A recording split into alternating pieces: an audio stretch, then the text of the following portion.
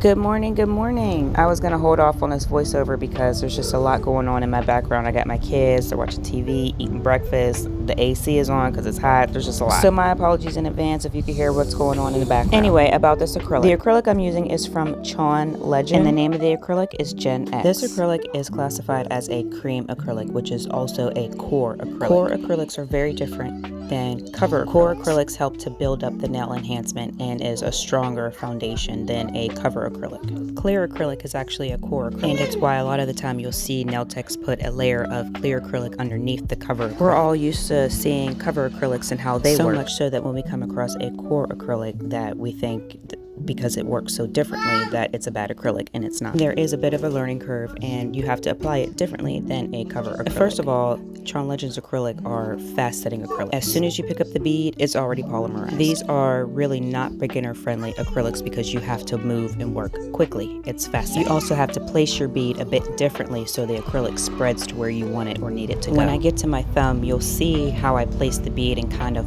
pull it down a little bit. So when I swipe, I'm just swiping to blend and the acrylic is already placed where I need it to go.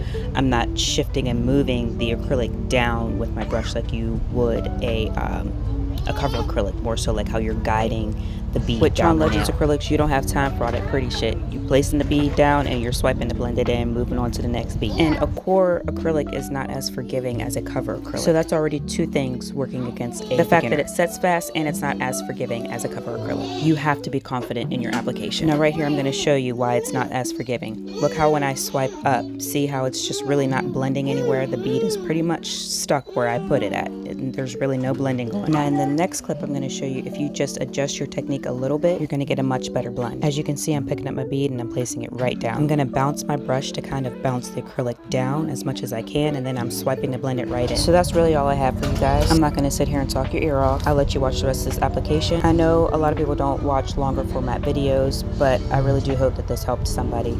If you have any questions, leave them down below for me and I'll do my best to answer them. Have a great day and thanks for watching. Bye.